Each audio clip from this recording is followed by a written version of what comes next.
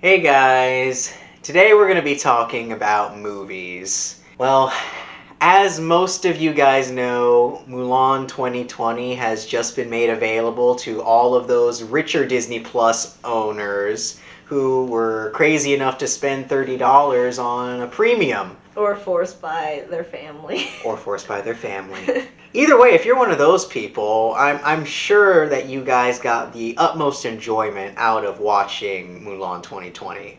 But for us, we are not those people at all.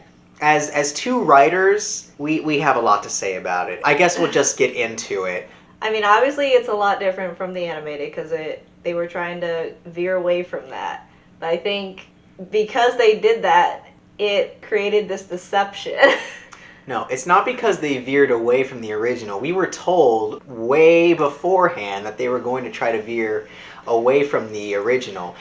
The problem came around when they started marketing the movie as though it was just a simple retelling of the original cartoon. It was just really weird because if you were to look at the posters of each of them, you would definitely see similarities there, and most people would automatically think, oh, live action of the cartoon, okay, just like all of the other Disney remakes. If they wanted it to be an actual retelling rather than just a rehash, they should have named it closer to the actual ballad of Fa Mulan. But they didn't do that. They simply called it Mulan and had the actress post the way that the cartoon version of her did. They almost every single poster that you see is almost a live action mirror of the original cartoon.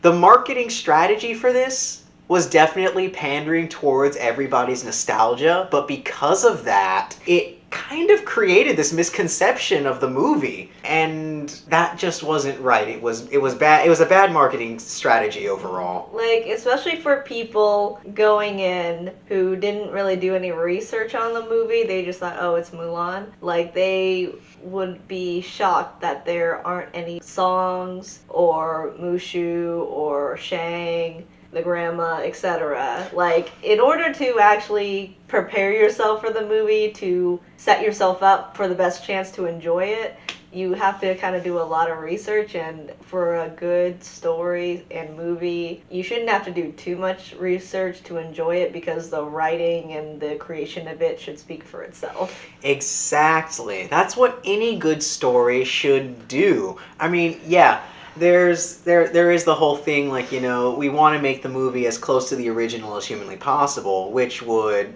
inspire people to want to look into the original source material based on what the movie did with it. I did not once feel like I wanted to read through the Ballad of Fa Mulan while watching that movie.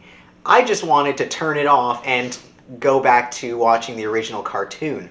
A story that was engaging from the get-go. I'm not trying to say that I'm biased because, I loved the original cartoon, but with this particular story, I was expecting something different. I knew it was going to be a complete retelling. I knew it wasn't going to be anything like the original. I understood and I respected that. Everybody likes to do a reimagining. Just look at Christopher Nolan's take on Batman. Those movies were brilliant and some of my all-time favorite superhero movies. Yet, I didn't even need to do any research on Batman to understand certain choices. I didn't need to do anything. Just sit down, watch, and enjoy the movies.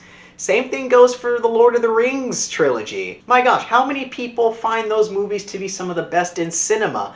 And how many of them have actually picked up one of Tolkien's novels? Like, there are some things in a story that you just don't need to do research for in order to enjoy. It's just common sense.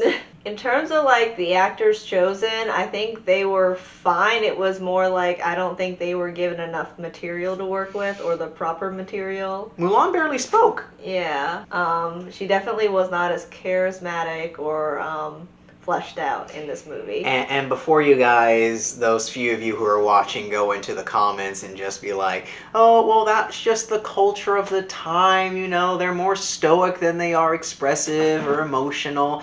I'm sorry, but I have seen stoic, I have seen expressionless, and yet the person would still be compelling in the end. Like, you can get away with a lot with stoic, even though it seems like, oh yeah, this is going to be a really boring character. Like, no, not at all. They could have done a whole lot with this character. Like, you know, even though I hate what they did to him in season 8, just look at Jon Snow. This dude was stoic from the get-go and felt like he had something to prove, a lot like Mulan did in this movie. He was an outcast, and you definitely felt that. Not as much as how he felt inside, but also by how people portrayed him.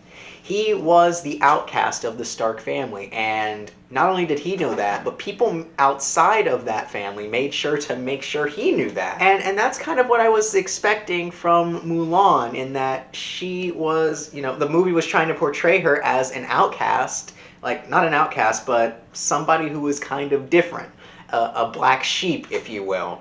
I didn't really get that at all. If anything, I thought she was like some kind of super powered being or something, especially at the beginning when she was chasing that chicken. If you haven't seen the movie yet, that's all I'm going to say about it. There is a chicken chasing scene, but... I mean, there's probably going to be spoilers. Like, for example, in terms of like the reveal of her gender, like she just does it by herself. She reveals who she is, and that doesn't make sense. Because in the original, I'm not saying they're trying to be the original, but in the original, that was like a life and death matter. And even if that wasn't the case in this movie, I don't know why she just revealed her gender all willy-nilly. No, if you remember, it was a life or death situation, because they still had the parents go out and say, if we reveal her identity, she will be killed.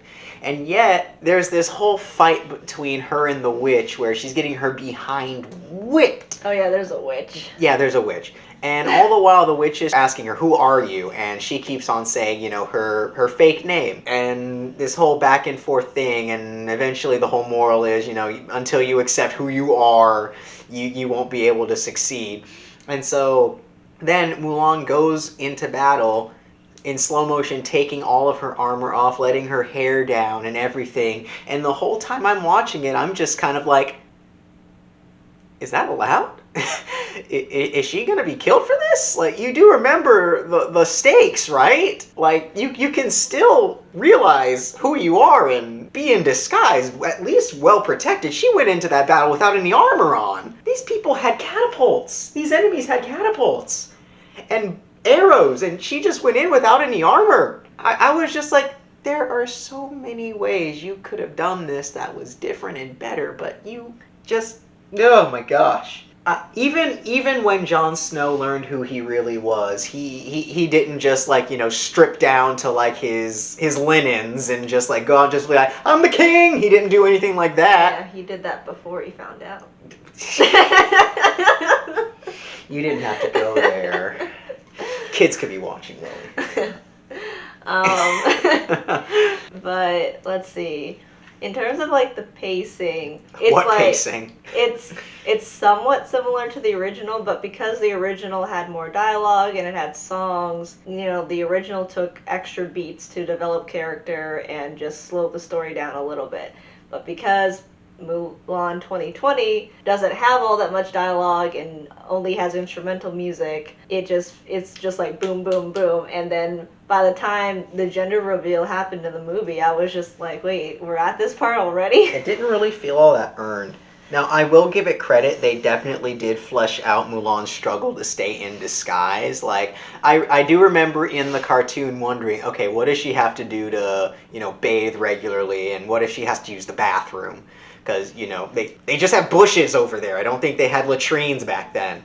But, yeah, so that was conveyed decently, I guess, but it still doesn't make up for the rest of the movie. Like, one of the biggest scenes in the original, I'm sorry I keep referencing the cartoon a lot, but it's just a comparison because like Mulan 2020 and the cartoon are pretty much scene for scene up until the point where she actually leaves to the war camp. But by the time that Mulan 2020 gets to the point where, you know, they make the announcement that one man in each family needs to fight, I didn't feel any attachment to any of the characters. Yeah, her father and her didn't really have a talk by the blossoms or anything. I know, and that was one thing that I did like about the original. They made sure to let you know that, oh, she was definitely an outcast, and their family was genuinely concerned that this was not going to bring their family honor at all. The matchmaking scene was completely botched. It was all her sister's fault. All her sister's fault. Which she has a sister, apparently. Yeah, a sister instead of a grandmother, and a spider instead of a cricket. I just didn't understand why they went the direction they did with that, because any sane person would understand, oh, that's a really big and possibly deadly looking spider there. Good on you, Mulan, for thinking ahead and covering it, keeping it from, you know, jumping up and biting somebody. But apparently no, that was enough to get immediately dishonor on everyone, including her cow. So, but yeah, back to the scene where it was like one man per family. Afterwards, in the dinner scene, immediately the father just gets up and goes, and it's just like note for note, the family's just like, this is going to be his final war, or whatever, however they phrase it. I thought there was going to be more impact from that. You know, if you have these characters and you have the dilemma, not only do you want to establish the dilemma, you want to establish the characters' relationship to make that big reveal way more impactful. You want to leave that scene feeling kind of the way the characters do. You want to feel like, oh my gosh, it's really hopeless. This guy's going to die. He's such a loving and caring and fun father and a great husband. Like, I can really tell that this is going to impact everyone involved. I didn't get that. At most, I got, okay, yeah, someone's gonna die soon. People die every day. But, yeah, like, let me give an example that isn't Mulan. Okay, you haven't seen this yet, but in Hunger Games, I'm talking about the book, not the movie. Because it was kind of rushed in that movie too, but we might get into that another day, depending if you guys liked what we're doing here or not.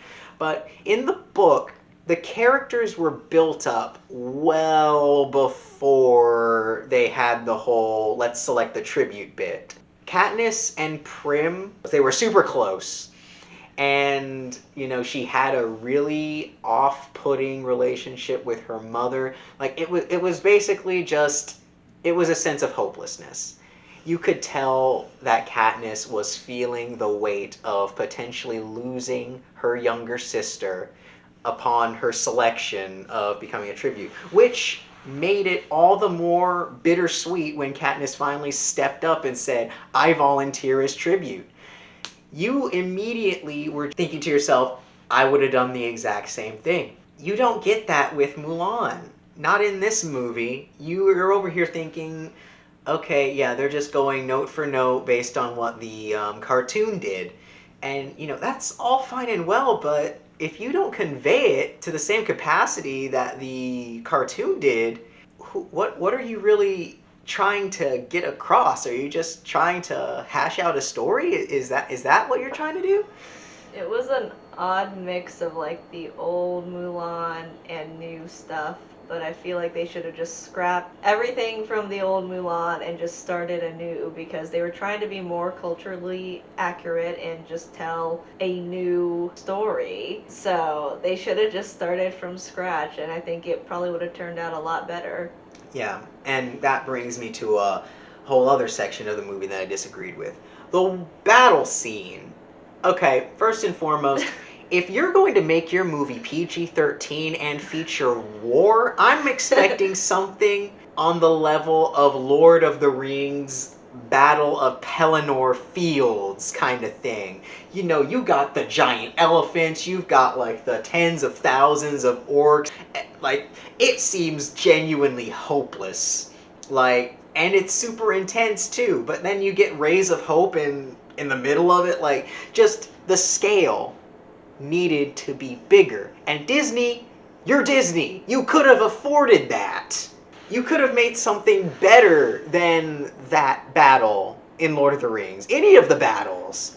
Instead, you gave us, like, you didn't even really give us a battle because Mulan was sent off with another faction. You didn't even really get to see the meat of the battle until, like, everyone was already fighting.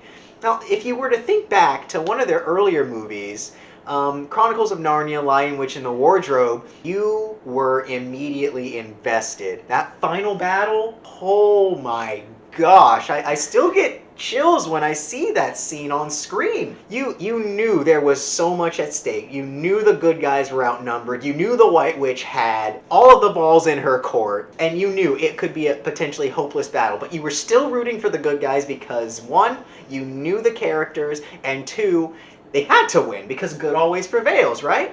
You didn't even really get a chance to see that with Mulan because as soon as it was panning to the different sides, immediately Mulan gets sent off to a different section of the battle, and next thing you know, she's fighting against a bunch of cartwheeling horsemen. And yeah, and by the time she comes back, it's like, oh, okay, everybody's already fighting, so let me just hop on in there. Oh, right, there's a whole avalanche that happens in the cartoon. Let's bring that up in the most anticlimactic way imaginable. Let's just have them throw a catapult bolt into a small section of the mountain and just have a tiny little slide. It was not as impactful. Also, why didn't they have a fight in snow if they were going to replicate the avalanche? They wanted to film it before quarantine, so. I just could not find myself getting invested in that fight. I mean, I didn't really mind the battles, but I think they should have been more bloody and more people should have died. As bleak as that sounds, like, there was this one part, it wasn't during a battle, but it was during, like, when they were trying to save the Emperor. And one of the guys, we think he gets got, but he actually lives, but I almost would have preferred if he died because I actually would have been a little sad. This was one of the characters that we were supposed to be getting invested in all throughout Mulan's whole training bit. He was, I'm assuming that was this version of Jin Po. And yeah, there was a scene where it was looking like, oh, he died. Like, he looked like he was genuinely dead. And then all of a sudden he just comes back to life. Like, there were no stakes. Nobody really died except for the bad guys. Yeah, the witch person did, but I feel like that was just to, like, check something off of the list or whatever. But I also, like, I didn't mind that there was, like, a witch lady, but I wish they would have explored more how she and Mulan were doubles, because they just mentioned that they were doubles with the witch's monologue to Mulan. Like, was it even a monologue? It felt like a couple of sentences at best. I don't know, but that's such an interesting concept, them being doubles and them choosing different paths, yet it wasn't fleshed out at all or explored. It wasn't, because as soon as there was a possibility of them fleshing him out, the witch turns good and then dies a second later. Like, we never really even got a chance to really understand why the witch was there in the first place, how she was in touch with her chi, that she could morph into animals. Like, that was never explored. And apparently Mulan is the same way. Like, I would love it if Mulan could turn into some kind of creature. Also, I don't think that chi was properly explained. No. Like, it was given the Dragon Ball evolution treatment. I don't know what that means, but y'all do. Like, I've heard of chi before, so I kind of understood what it was, but they just dedicated like a sentence or two to what it was in the movie, and I still feel like I'm lost on what it is, and I think maybe it would have been helpful if, like, through Mulan growing up, since there were a couple scenes with that, her chi was more explored, so it was more established. Yeah, no, they just had her put it under, or keep it under wraps for years and years, which, interesting, but at the same time, if you're going to introduce a concept like that into Mulan, you gotta explore it before you just take it out. Writing 101. Okay, and I guess the part you've all been waiting for. The final fight. Okay. I think you've been waiting for this. I have. First and foremost, why was the Emperor so OP?